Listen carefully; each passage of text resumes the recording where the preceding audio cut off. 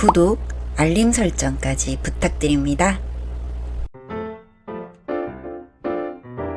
오늘도 우리 사는 이야기 찾아주셔서 감사합니다.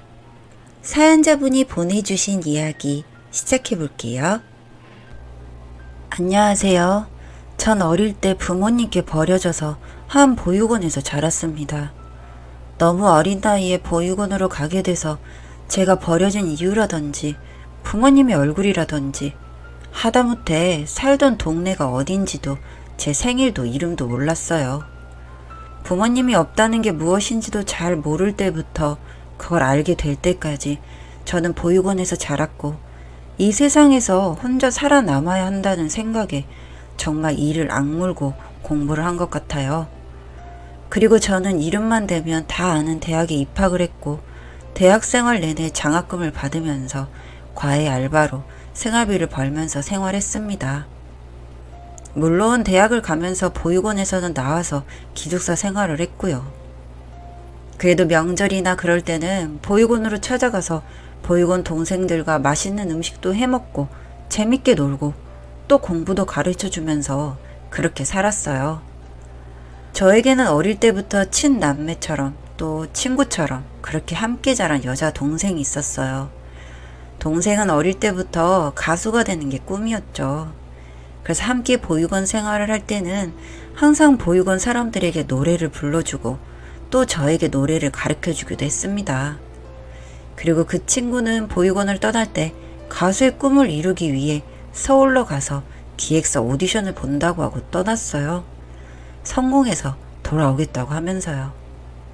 또 TV에 출연하면 자기 부모님과 또 제 부모님까지 찾아주겠다고 약속했었죠. 그렇게 그 동생은 제가 대학생이 되기 전 보육원을 먼저 떠났고 그 후로는 연락이 끊겼어요. 그 후로 저도 대학생이 되면서 보육원을 나왔기 때문에 가끔 보육원에 갈 때마다 그 친구의 소식이 궁금해서 물어봤지만 보육원에서도 그 후로 한 번도 찾아온 적이 없고 연락 한 번 온 적 없다고 했습니다.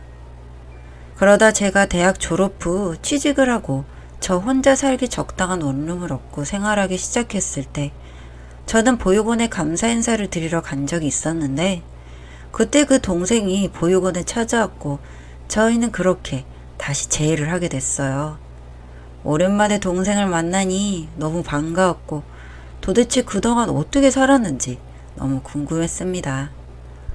동생은 어린 나이에 혼자 서울 생활을 하면서 사기도 많이 당했다고 하더군요. 그리고 기획사에 연습생으로 들어가서 연습도 했지만 데뷔를 하는 건 너무 힘들었고 생계를 유지하기도 점점 힘들어져서 지금은 노래 강사로 입시생들을 가르치면서 생활하고 있다고 했어요. 그리고 저의 근황을 물어봐서 저는 공부만 하면서 재미없게 살았다고 하니까 동생은 참 오빠답게 살았다며 웃더군요. 몇 년 만에 만나서 얘기하는 거였지만 마치 어제 만난 듯 편안했습니다. 가족이란 게 어떤 건지 잘 모르지만 이런 느낌일까 생각했죠. 그렇게 저희는 그리웠던 만큼 아주 긴 시간 동안 못다한 대화를 나누고 또 나눴어요.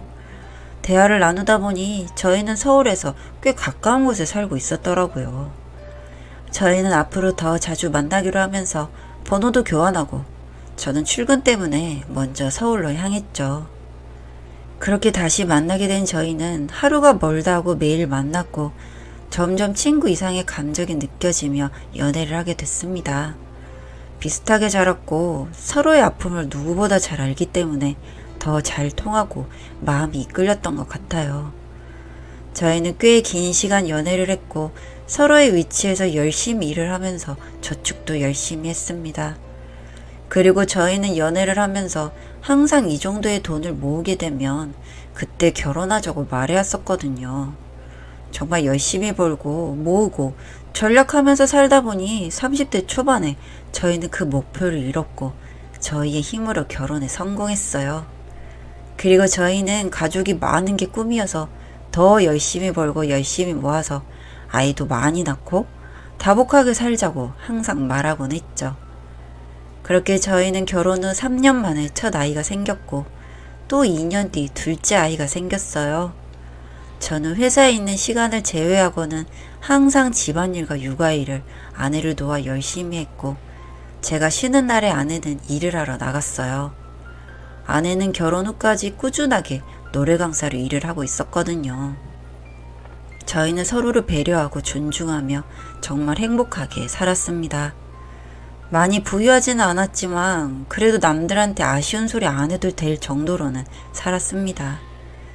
그런 저희 둘이 내심 자랑스럽기도 했고요. 명절이면 찾아갔던 보육원도 꼬박꼬박 찾아갔었습니다. 그러던 어느 날 두 아이를 재워놓고 육퇴를 한 후 오랜만에 아내와 함께 TV를 보며 간단하게 맥주를 한잔하고 있었어요.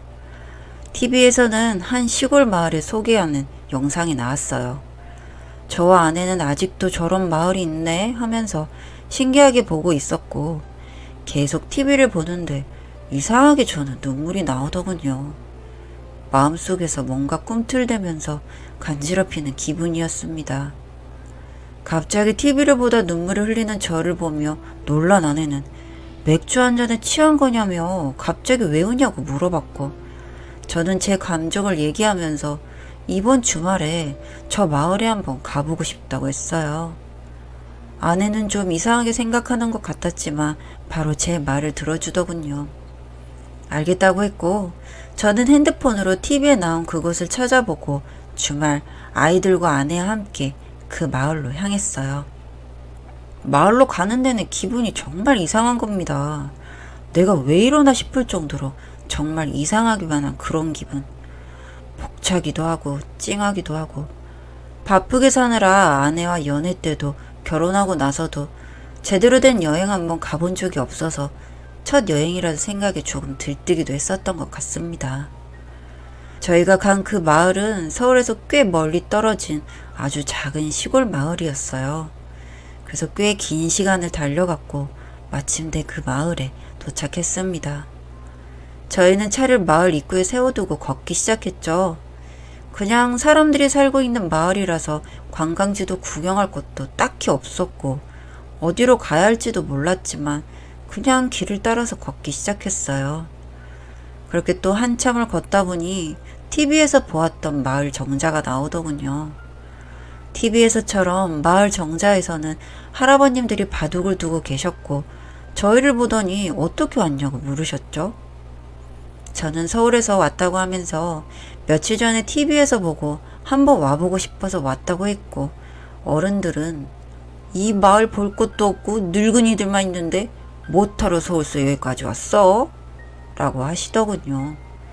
그래도 마음 따뜻한 어르신들이 먼 길 왔는데 와서 좀 앉아서 쉬라고 하셨어요. 저희는 감사하다고 인사하며 정자로 다가가 어르신들 옆에 앉았고, 저희에게 말 거신 할아버님 말고 바둑을 두시던 다른 할아버님 한 분이 갑자기 영수 아니요? 라고 저를 보면서 말씀하셨습니다. 저는 영수가 아니고 김성철이라고 합니다. 라고 대답했죠. 하지만 그 할아버님은 아니긴 뭐가 아니요, 영수가 맞구만. 영수이 너 왜 이제 왔냐? 하고 호통을 치셨어요. 전 당황스러웠죠.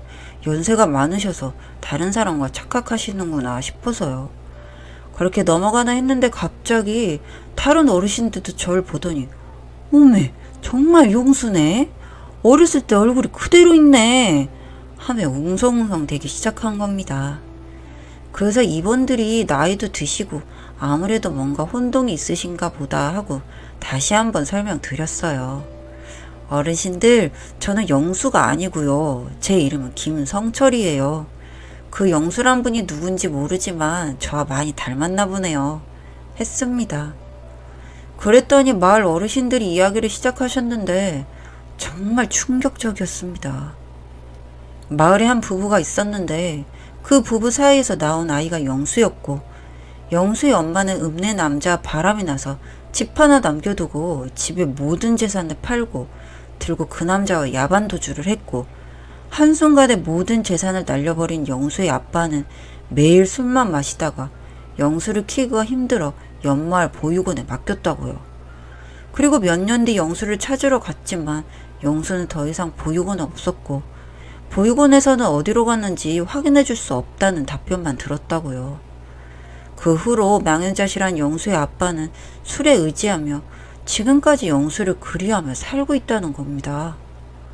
그리고 며칠 전 영수의 생일이었고 영수의 아빠는 매년 영수 생일에 혼자 생일상을 차려놓고 영수를 기다린다고요.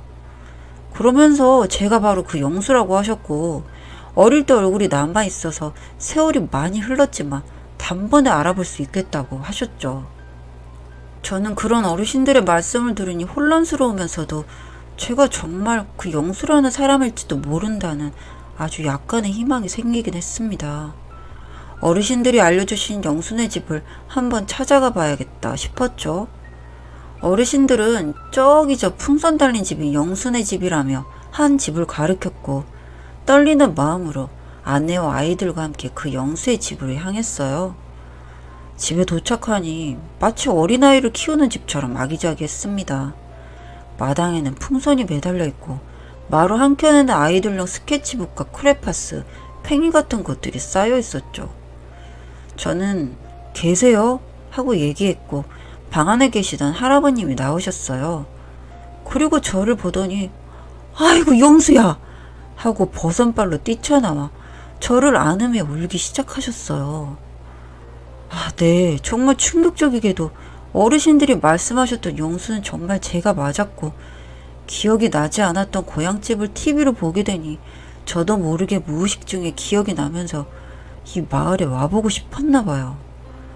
저는 그동안 저를 버린 부모님을 원망하며 살았지만 힘들게 살고 계신 아버지를 보니 너무 마음이 아팠습니다. 아버지는 매년 제 생일마다 제가 좋아할 것 같은 저에게 사주고 싶었던 것들을 사서 모으셨고 그게 스케치북, 크레파스, 팽이 이런 것들이었다고 합니다. 그래서 마당 한켠이 온통 그런 물건들로 가득했던 것이고요. 저는 너무 눈물이 났어요. 여기에 집에 풍선이 매달려 있던 이유도 제가 어릴 때 풍선을 아주 좋아했는데 이 풍선을 집에 매달아 놓으면 집을 찾아오기 쉬울 거라는 생각에 하루도 빠짐없이 이 풍선을 걸어 놓으셨다고요. 그동안 난 부모도 버린 자식이라며 얼마나 가슴앓이를 했었는지 모릅니다. 온전한 사랑을 준다는 그 부모에게마저 내쳐졌다는 사실이 참 그 어떤 슬픔보다도 컸고 막막했거든요. 그렇게 아버지와 한바탕 울고 난 뒤에 저희 가족은 아버지 집에서 하룻밤을 지내며 평생 하지 못했고 궁금했던 것들을 이야기하며 밤을 지새웠습니다.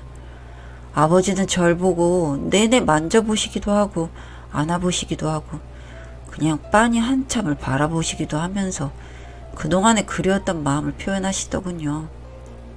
그렇게 하룻밤을 보내고 난 뒤 아버지는 안 가겠다고 하셨지만 저는 이렇게 아버지를 혼자 지내게 둘 수 없어 아버지를 모시고 서울로 올라왔습니다. 얼마간이라도 아들이랑 며느리랑 손자 손녀랑 시간을 보내자고요. 와이프도 저에게 아버지가 계신 게 얼마나 다행이고 행복한 일이냐며 흔쾌히 응해주었고요.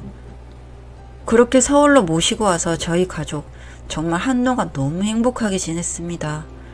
같은 밥을 먹고 나가서 산책을 하고 그냥 별거 아닌 그런 소소한 일들이 내 부모, 내 아버지와 함께한 의미가 달라지더군요. 저는 아버지를 만난 그 순간부터 제가 아니게 된 그런 묘한 기분을 느꼈습니다. 그렇게 즐거운 시간도 한때더군요. 저를 그리워하며 하루하루 술로만 버티고 계셨던 아버지는 이미 간경화가 많이 진행된 상태였고 이것을 본인도 알고 계셨다고 합니다. 하지만 이제 만난 아들에게 걱정을 지우고 싶지 않아 비밀로 하고 계셨고 이미 손쓸 수 없을 만큼 진행이 된 상태였기 때문에 본인의 운명을 받아들이셨던 거고요. 그렇게 어느 날 갑자기 아버지는 집에서 돌아가신 채 발견되었습니다. 사인은 식도 정맥류 파열로 인한 사망이라고 하더군요. 꿈같던 날들이 그렇게 흩어져 버리는 순간이었습니다. 또 한 번 저는 어두운 시간을 보내야만 했습니다. 가슴이 뚫려버린 듯 스산한 바람만 드나드는 것 같았죠. 그런 제 옆에 있던 아내가 조용히 와서 쪽지를 하나 건네더군요. 당신이 너무 아파하고 있어서 일찍 주지 못했어. 이것까지 보게 되면 당신 정말 무너질까봐. 와이프에게서 받아든 쪽지는 아버지가 남기신 쪽지였습니다. 삐뚤빼뚤한 글씨로 한자 한자 눌러 담은 종이었죠.